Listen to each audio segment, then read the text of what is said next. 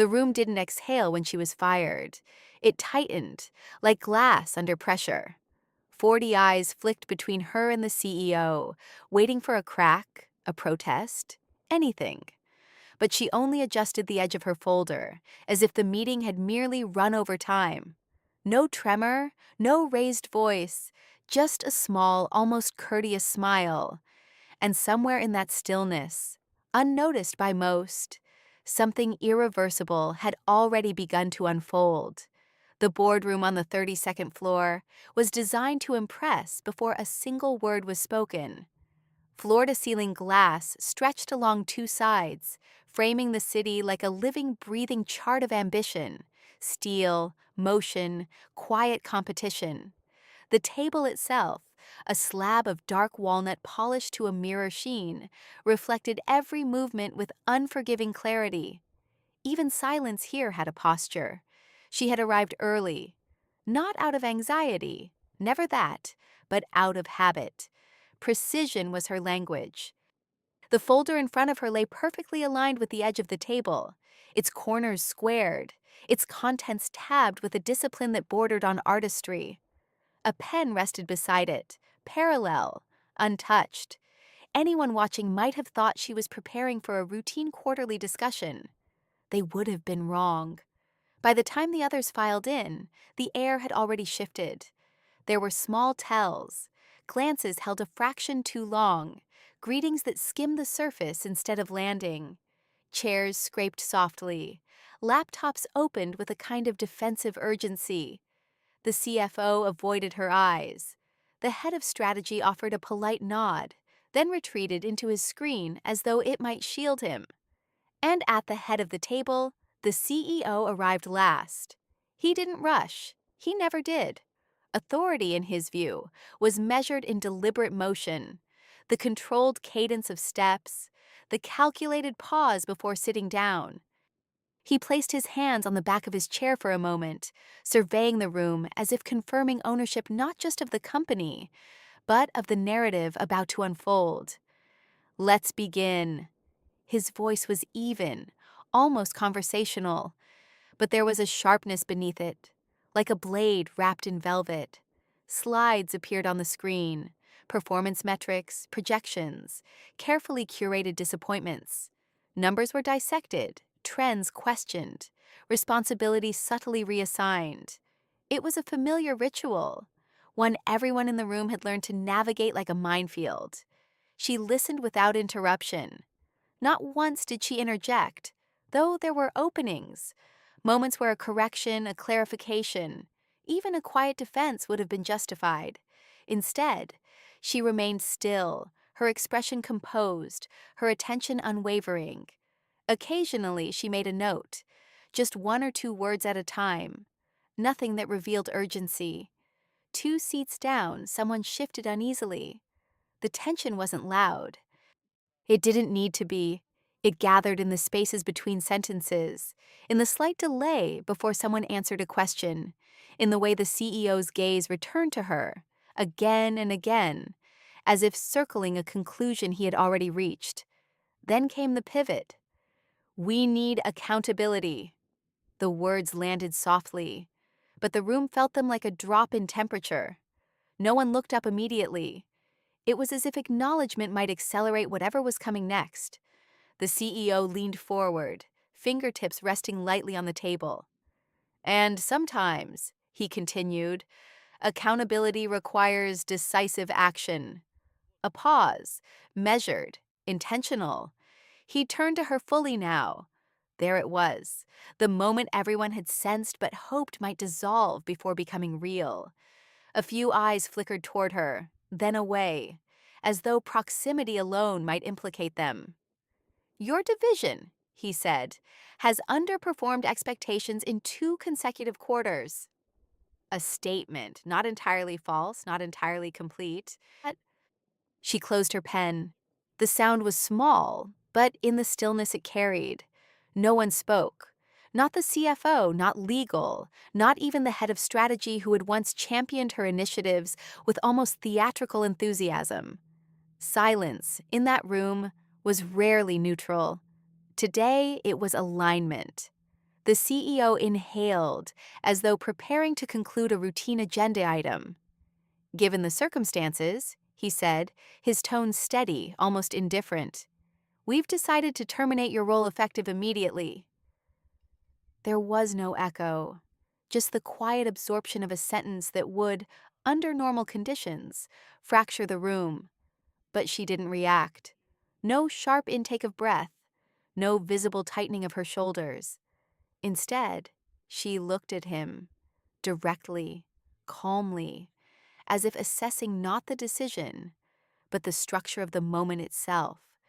Then, with a movement so controlled it seemed rehearsed, she placed both hands on the folder in front of her and smiled, not broadly, not defiantly, not just enough to suggest that something about this outcome did not surprise her. Across the table, the CFO blinked. It was the smallest crack in the room's composure, but it didn't go unnoticed. Someone else shifted in their seat. Another reached for a glass of water they didn't drink from. The CEO, for the first time, hesitated, not visibly to most, but enough that the rhythm of his authority stumbled for a fraction of a second. She opened the folder. Pages slid into view, tabbed, annotated, structured with the same precision that had defined her work for years. But these weren't performance reports. Not entirely. There were sections that didn't belong to quarterly reviews, clauses that carried a different kind of weight. Legal weight. Her gaze didn't leave the page as she turned it. "Understood," she said quietly. 2 syllables, perfectly measured. If anyone had expected resistance, they didn't get it. If they had expected negotiation, it didn't begin, at least not in the way they anticipated. Because this wasn't the start of a defense. It was the continuation of something already in motion. She closed the folder again, this time with finality. "Thank you for clarifying," she added, her tone almost courteous. And that was when the room shifted, subtly but undeniably. Not because of what she said, but because of what she didn't say. There was no argument, no plea, no visible urgency. Just composure so complete it felt deliberate, calculated. The CEO straightened slightly, as if reclaiming ground that hadn't visibly been lost. "HR will coordinate next steps," he said, defaulting to process, to structure, to the familiar mechanisms that follow decisions like this. She nodded once, nothing more. But in that nod was a quiet certainty that didn't align with the outcome just delivered. It didn't match the script. It didn't fit the narrative of someone who had just been publicly dismissed. And somewhere in that misalignment, tension began to evolve into something sharper, something anticipatory. Because while most of the room saw an ending, a few, just a few, felt the edge of something else entirely. The kind of moment that doesn't announce itself, the kind that reveals its impact only after it's already too late to contain. And as she rose from her chair, gathering her folder with the same precise calm, one thought passed, unspoken but palpable. This wasn't over, not even close. The door didn't slam behind her. That would have been expected. Dramatic, human, easy to dismiss. Instead, it closed with a soft, almost respectful click, as though the room itself wanted to pretend nothing irreversible had just occurred. Inside, the meeting resumed its shape with mechanical efficiency. Chairs shifted. Someone cleared their throat. The CEO leaned back, fingers steepled, reclaiming the center of gravity as if the interruption had been procedural, not seismic. A new slide flickered onto the screen. Cost optimization scenarios. Numbers again. Always numbers. Clean, obedient, comforting in their predictability. But something had changed. It lived in the pauses now, in the slight hesitation before someone spoke, in the way the CFO's pen hovered just above the page, not quite committing to ink, in the legal counsel's stillness, subtle but different, observant, 7 minutes, not long enough to reset the narrative, just long enough for it to unravel. Outside the boardroom, the corridor stretched in polished silence, a corridor designed for quiet urgency. She moved through it without haste, her steps measured, her posture unchanged. If anyone noticed her exit, they said nothing. Corporate hallways had their own etiquette. Don't engage what you don't understand. At the far end, a glass-walled conference room stood empty. She entered without hesitation.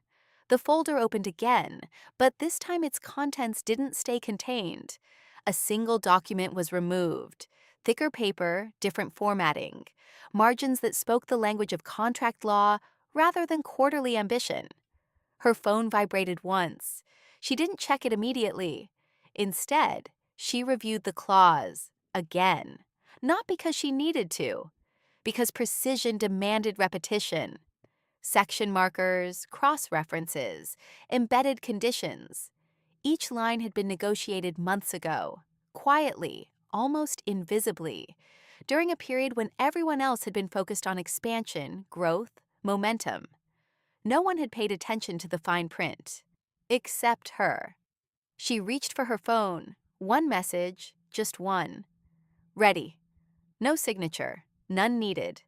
She typed a response, brief and exact. Proceed.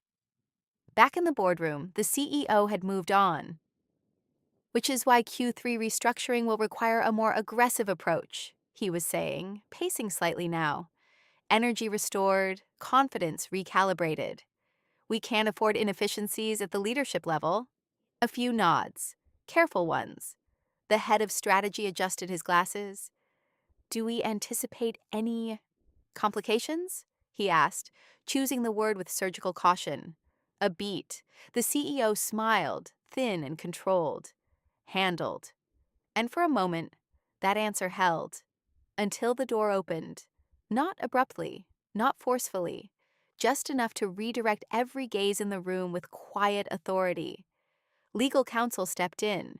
He wasn't flustered. That, in itself, was unusual. Counsel didn't interrupt board meetings unless interruption was the point. I need a moment, he said, his tone neutral, but edged with something that didn't belong to routine. The CEO's expression didn't change immediately. We're in the middle of... I'm aware, counsel replied, stepping fully into the room. He carried a document. Not a folder, not a stack, just a single deliberate sheet. This concerns the termination that was just executed. Silence recalibrated. The CFO set his pen down. The head of strategy leaned back slightly, as if distance might clarify what proximity obscured. The CEO's gaze sharpened. Then make it quick. Counsel nodded once. Efficient.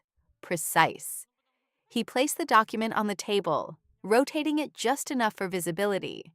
Not just for the CEO, but for everyone. That was intentional. This wasn't a sidebar. This was a correction. Section 11, counsel began, tapping the page lightly, of her executive agreement. The words didn't land all at once. They assembled themselves in the room piece by piece, like a structure no one had realized was being built. The CEO didn't look down immediately. Severance clause, counsel continued, voice steady. Specifically, subsection C, termination without cause under conditions that materially conflict with performance representations provided in the last two board-certified reports. A flicker, not across the whole room, just in specific places. The CFO's eyes moved, fast, scanning memory, recalculating timelines. The head of strategy's posture shifted, tension redistributing itself into something less comfortable. The CEO finally looked at the document, and for the first time that morning, he didn't speak. Counsel allowed the silence to do its work. Then, calmly, he finished the sentence. In such cases, the compensation obligation is not limited to base severance. Another pause. Measured, controlled, unavoidable. It escalates. No one moved, no one interrupted, because now the structure was visible, and it wasn't small. Counsel exhaled quietly, not fatigue, but completion. The total liability, he said, eyes steady, voice unembellished, is approximately $48 million. The number didn't echo. It absorbed, like impact into something too dense to reverberate. The CEO's hand, still resting on the table, tightened, just slightly, enough to betray the shift, enough for those paying attention to register the control had encountered resistance. Real resistance. Across the table, the CFO leaned forward, finally breaking his stillness. That's contingent, correct? He asked, though the question lacked conviction. Counsel didn't hesitate. No.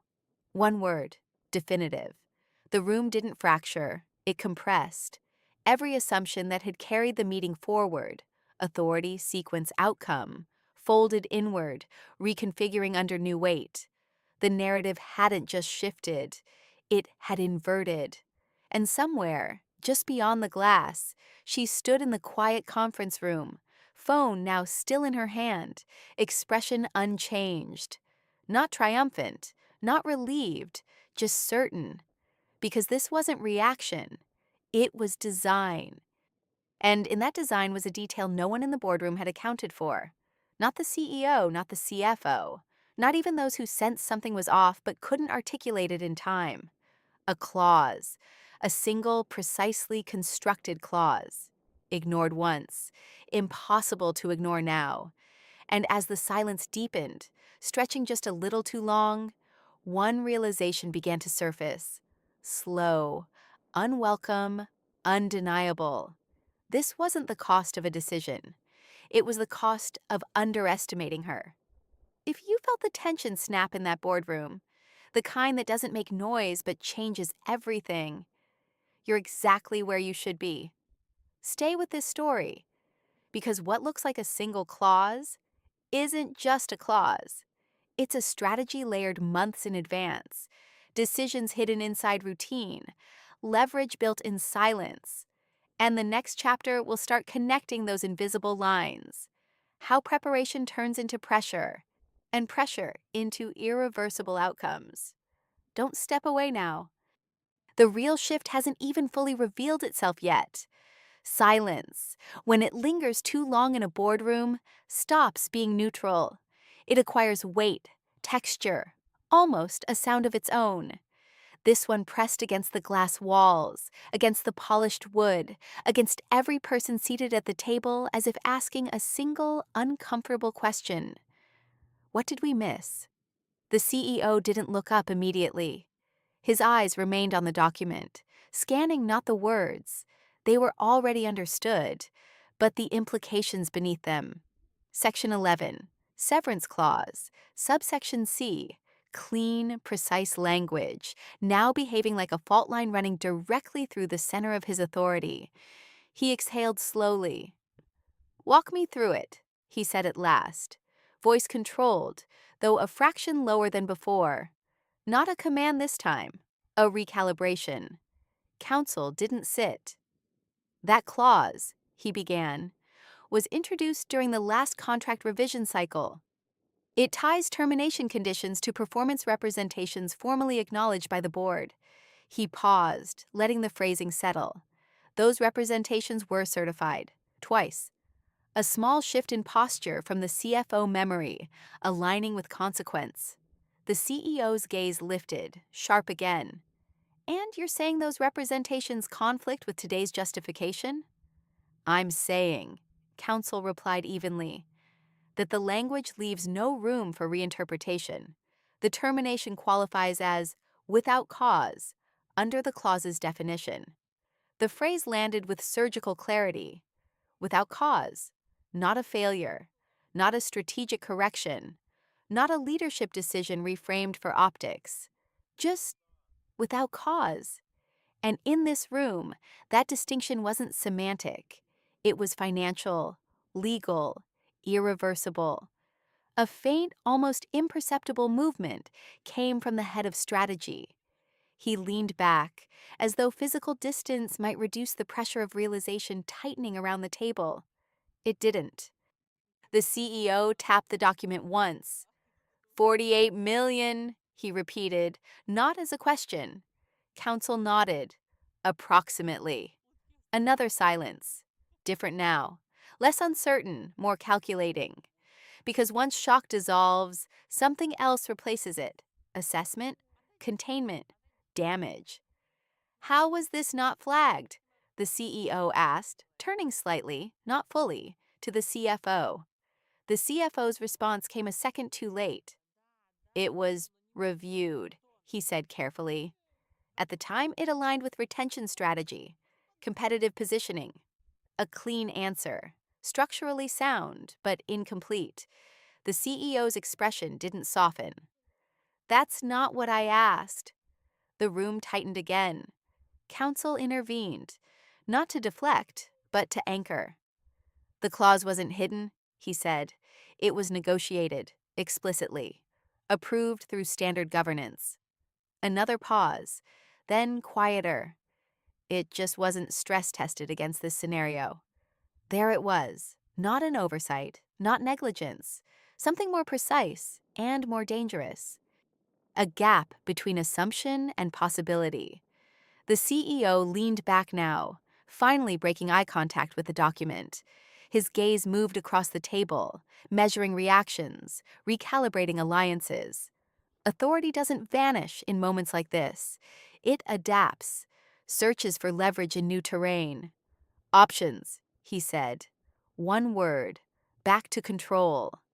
The CFO inhaled, fingers interlacing. We can explore settlement structures, he offered. Mitigate exposure, negotiate down from the full liability. A reasonable path, predictable. Counsel didn't immediately agree. Possible, he said, but unlikely to yield significant reduction. The CEO's eyes narrowed slightly. Why? Another brief pause. Because, counsel replied, the clause is airtight, and she knows it. Not arrogance, not speculation, just fact. And in that fact was something else, something the room was only beginning to register. This wasn't a reactive safeguard.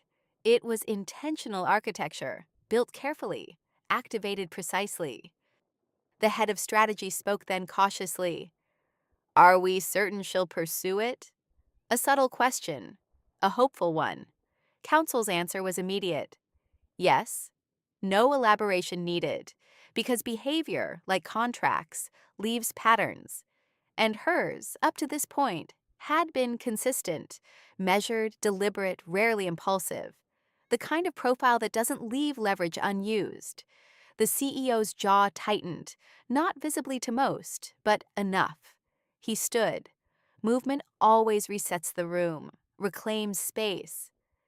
Then we engage, he said, voice firm again, quietly, efficiently, before this becomes. He gestured vaguely, as if the word itself, visible, was something to avoid naming. Public, the CFO supplied. The CEO didn't confirm. He didn't need to, because everyone in the room understood what visibility would mean. Not just cost, but signal, precedent, questions from places that didn't tolerate ambiguity. Another beat of silence. And then, a vibration, soft, brief, but unmistakable. It came from the center of the table, the CEO's phone. All eyes shifted, almost involuntarily. He glanced down. A message, no name displayed, just a number. Unknown, but not random. There was a structure to it, a familiarity that didn't quite surface, but lingered at the edge of recognition. He opened it. 3 lines. No greeting, no signature, just text. Section 11 confirmed. Counsel aligned. Clock is running.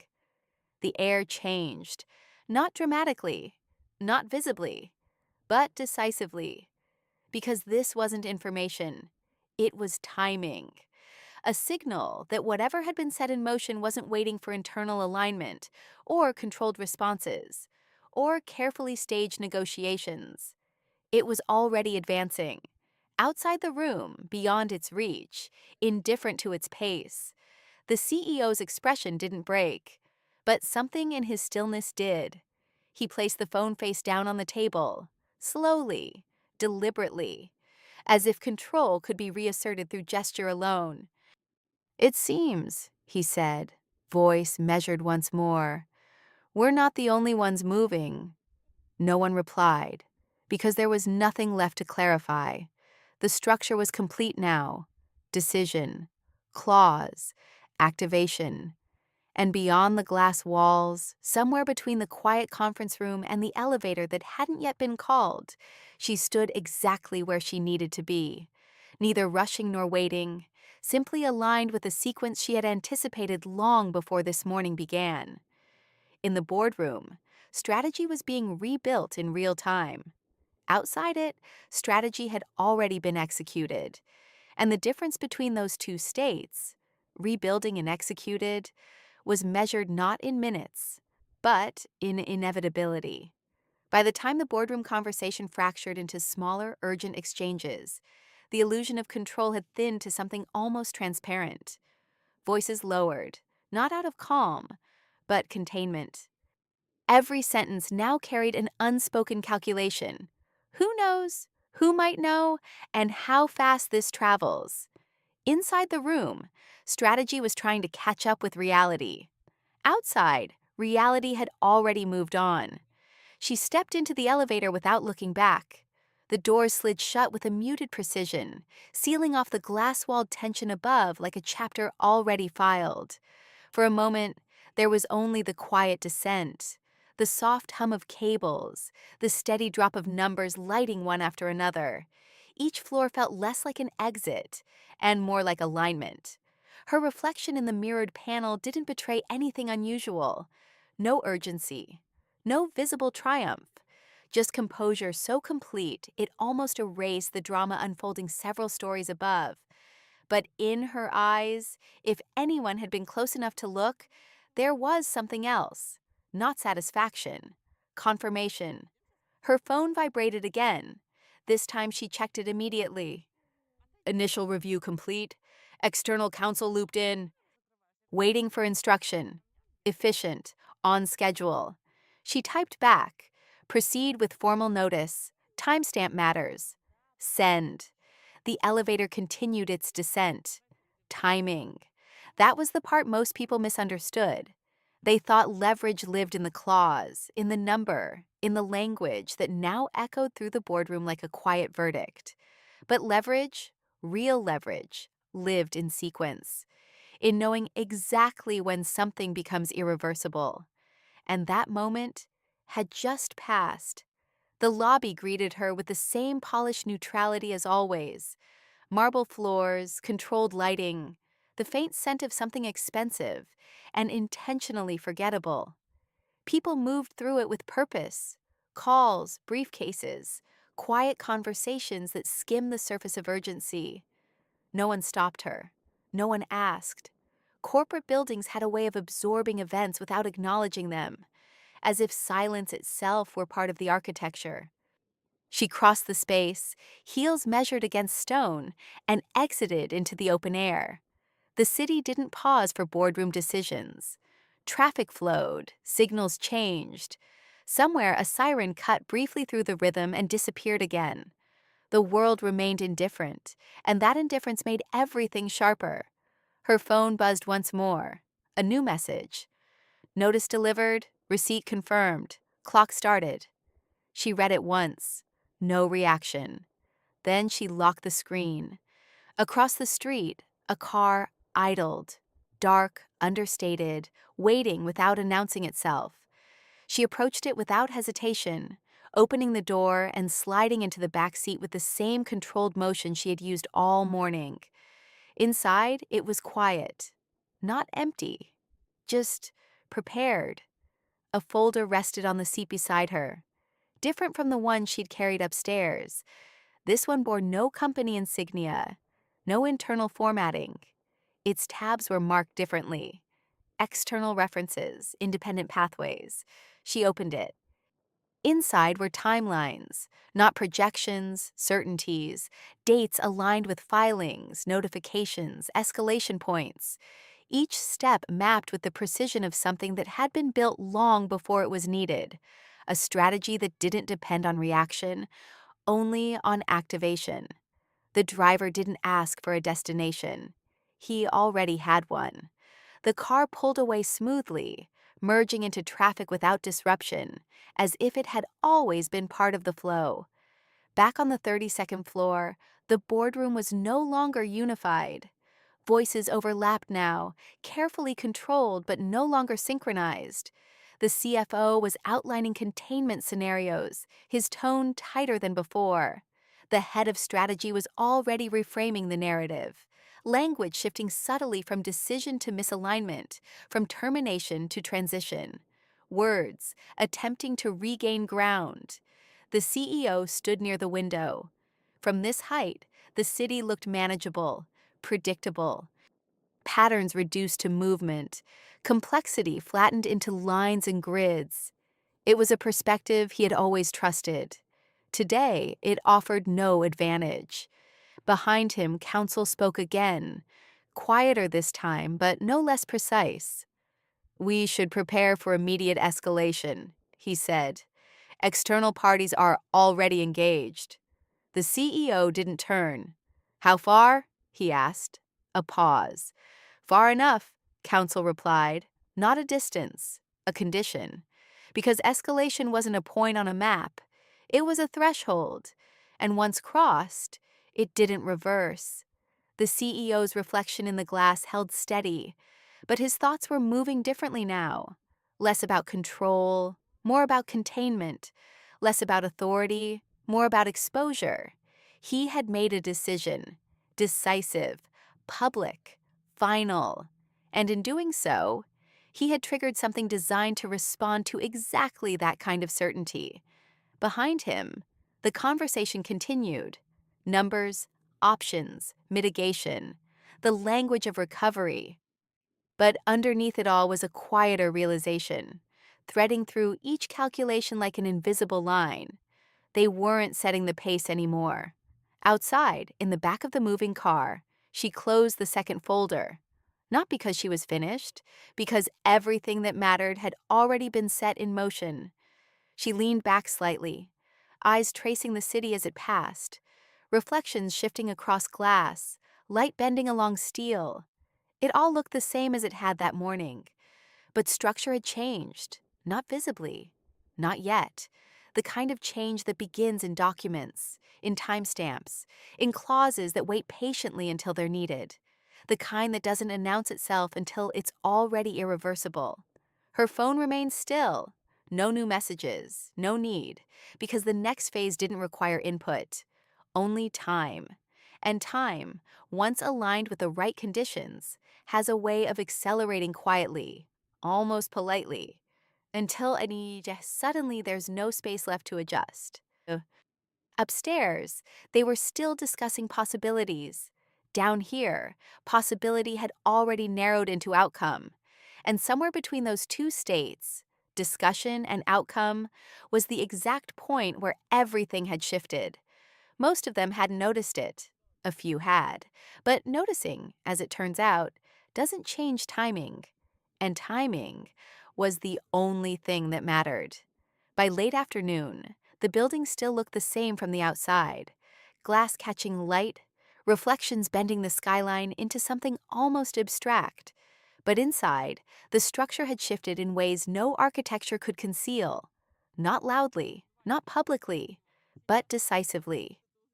On the 32nd floor, the boardroom was no longer hosting a meeting. It was containing a situation.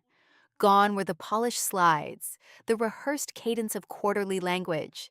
In their place, documents spread wider than before, laptops angled defensively, voices reduced to low, precise exchanges that avoided unnecessary emphasis. Even the air felt different, less performative, more exacting. The CEO remained standing. He hadn't returned to his seat. There's a particular psychology to standing in a room where control has been disrupted. It suggests readiness, command, movement. But it also reveals something else: unwillingness to settle into a position that no longer feels stable. "Timeline," he said. Not a question. A demand for structure. The CFO glanced at his screen. "Formal notice has been acknowledged. External counsel is now active." A slight pause before the last word, as if choosing something neutral enough to contain what it implied. How long before escalation? The CEO asked. Counsel answered this time. Technically, he said, it's already begun. A silence followed. Not surprised this time, but sharpened, defined. Because escalation, once named, changes behavior. It compresses options, forces clarity where ambiguity once offered comfort. The head of strategy leaned forward, elbows lightly touching the table. We can still frame this, he said carefully. Internally, externally. Position it as a negotiated transition. Control the narrative before it spreads. A familiar instinct. Language as leverage. The CEO didn't immediately respond. His gaze moved, not across the room, but through it, as if the conversation itself had become secondary to something else he was mapping in real time. Can we? He asked finally. 2 words. Quiet. No one answered right away, because for the first time that day, the question wasn't rhetorical. Counsel broke the pause. Only if the other side agrees to timing, he said. And based on current signals, they won't. Another recalibration. The CFO exhaled slowly. Then we need to quantify exposure beyond the clause, he said. Reputational risk, shareholder response, regulatory attention if this becomes... He stopped short, didn't finish the sentence, didn't need to. Because if had already begun to dissolve. Across the room, a notification lit up on one of the screens. Brief, almost discreet, but in a space tuned this tightly, even small signals carried weight. The head of strategy glanced down, then froze, just slightly. What? The CEO asked, sharp now. A beat, then carefully. There's been a filing. The words didn't rise. They settled. Preliminary, he added quickly. But time-stamped. The CEO's attention snapped fully into place. Where? External registry, council channels. It's not public-facing yet, but... Another pause, smaller this time. It will be. Counsel stepped closer, reviewing the screen without touching it. His expression didn't change. That's consistent, he said. With what? The CFO asked, though the answer was already forming. With a strategy that prioritizes sequence over negotiation. There it was again. Sequence. Not reaction, not defense. Sequence. The CEO's jaw tightened. Not dramatically, but enough to register the shift from uncertainty to recognition. He had seen this kind of architecture before. Not often, not casually, but enough to understand its implications. You don't interrupt it. You try to get ahead of it. Contact them, he said, decisive again. Directly, not through intermediaries. Counsel didn't move. They won't engage yet, he replied. The CEO's eyes narrowed. They'll engage. A fraction of a pause. Not yet, Counsel repeated. That's the point. Silence returned, but it wasn't the same silence as before. This one carried clarity, edges, a shape that no longer needed explanation, because now they understood. This wasn't about the clause anymore. The clause had done its job. This was about control of timing, and timing had already shifted. Across the city, the car came to a gradual stop, not in front of a corporate building, not at a visible landmark. Just a quiet street, lined with structures that didn't announce their significance, places where decisions were processed, not performed. She stepped out, the door closing behind her with that same measured precision as before. No rush, no hesitation. Inside, the space was understated, clean lines, muted tones, a kind of intentional anonymity. A place designed for clarity, not display. A figure stood near the table. External counsel, no introductions needed. You've seen it? He asked. She nodded once. Timestamp confirmed? Yes. A brief pause. Good. She placed the folder on the table, not opening it immediately. just letting it rest there, as if even now pacing mattered. "They'll reach out," Counsel said. "Of course," she replied. And she allowed herself the smallest shift in expression. Not quite a smile, but close enough to suggest awareness of what came next. "We don't respond," she said. "Not yet." Counsel inclined his head slightly. Agreement without repetition. Because strategy, once this precise, doesn't need elaboration. It needs discipline. Back in the boardroom, the first outreach attempt had already been made. No response, not surprising. Still, noted. The CEO stood motionless for a moment longer, then finally returned to his chair. Not as a concession, but as an adjustment. A recalibration of posture to match a reality that no longer responded to force alone. "Prepare for full exposure," he said. The words were clean, controlled, but beneath them was something new. Not panic, not defeat, recognition. Because there's a moment in every high-stakes decision where certainty gives way to understanding, where the narrative you believed you controlled reveals its actual structure, independent, already in motion, indifferent to your pace. This was that moment. Around the table, the others moved quickly now. Tasks, instructions, containment efforts accelerating in quiet coordination. The machine was still operational, but it wasn't leading anymore. It was responding. And response, no matter how efficient, always trails behind design. In the quiet room across the city, she finally opened the folder. Not to review, just to confirm. Everything aligned. Every step, every timestamp, every silent decision that had led to this exact point. No gaps, no hesitation.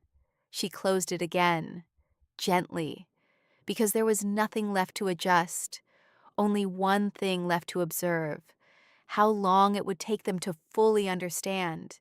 She glanced briefly at the window. Light shifting, day beginning its slow transition toward evening. Time moving, as it always does. But now, aligned with something far more precise than schedule. Aligned with outcome. And somewhere, back on the 32nd floor, that understanding was still forming. Slowly, reluctantly, but inevitably. They hadn't just made a costly mistake. They had stepped into a structure they didn't see until it closed around them. Evening settled over the city with deceptive calm. From the outside, nothing suggested disruption. Lights came on floor by floor, offices transitioning into their after-hours rhythm. Screens dimmed, conversations softened. The building resumed its familiar silhouette, efficient, composed, undisturbed. But inside, the narrative had already crossed a threshold. On the 32nd floor, the boardroom was no longer active. It had been vacated in stages.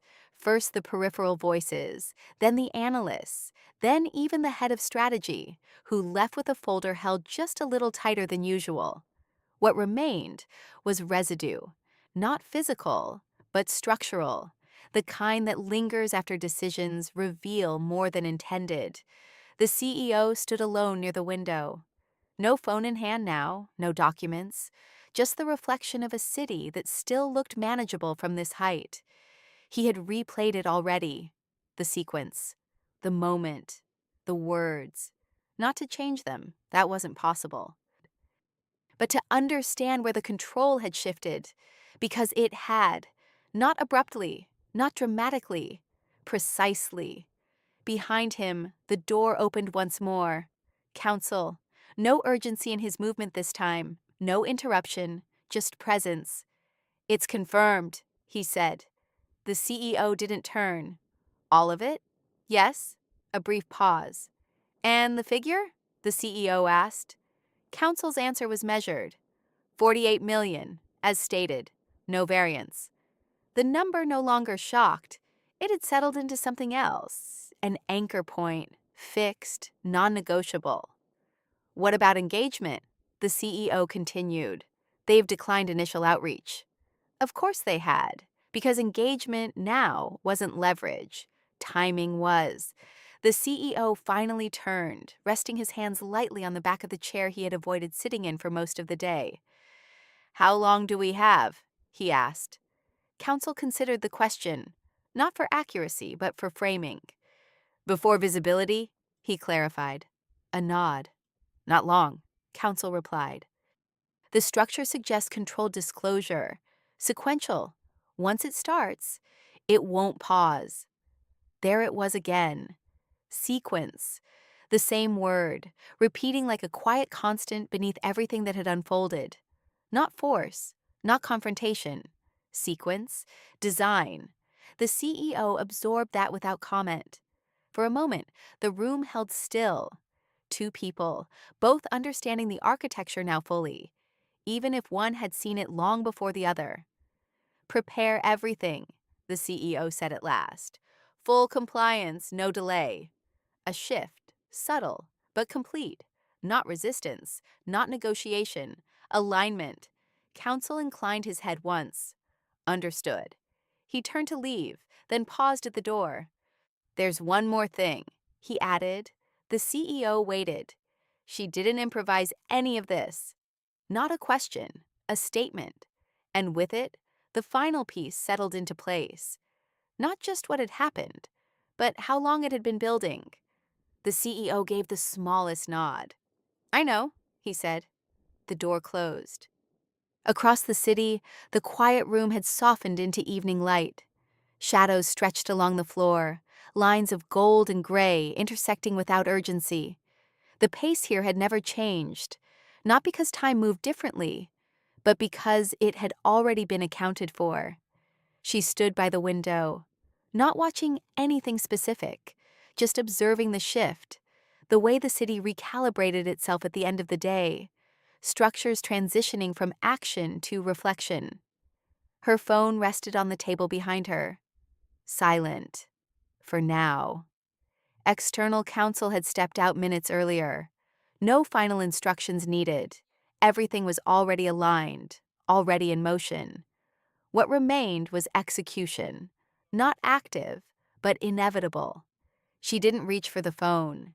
Instead, she let the quiet settle. Moments like this were rarely loud.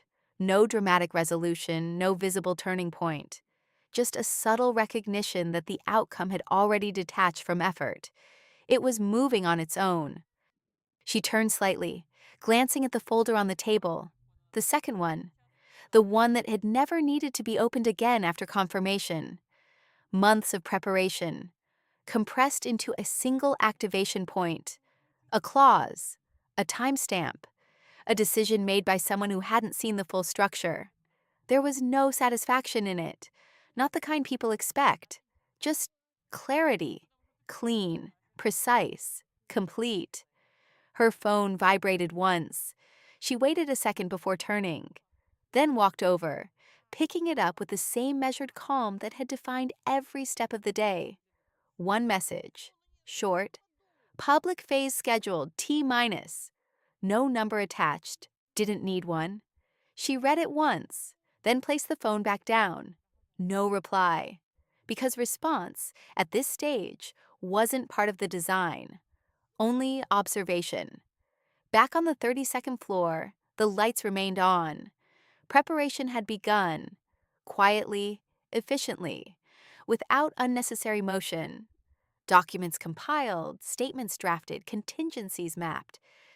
The machine was functioning again, but differently, not projecting outward, containing inward. The CEO sat now, finally, not out of fatigue, out of acceptance of position. Across the table, the empty chairs reflected faintly in the polished surface, ghosts of a meeting that had started as routine and ended as something else entirely. He looked at the space where she'd been sitting. Not long, just enough to register the absence as more than physical. Then he looked away, because understanding doesn't require prolonged attention. It requires acknowledgement, and that had already happened. Night settled fully. The city lights stabilized into patterns. Windows glowing, streets tracing quiet lines of movement. From a distance, everything appeared balanced again, predictable, controlled. But beneath that surface, something had shifted, subtly, permanently, not in the skyline, not in the flow of traffic, in structure. Because earlier that day, in a room designed for authority, a decision had been made with absolute certainty. And within minutes, that certainty had encountered something more precise. Not louder, not stronger, just better designed. A clause, once ignored, had become inevitable. A sequence, once invisible, had completed itself. And in the space between those two realities, one quiet truth remained. Control doesn't disappear when it's challenged. It transfers, silently, exactly, and only to those who prepared for the moment before it ever arrived.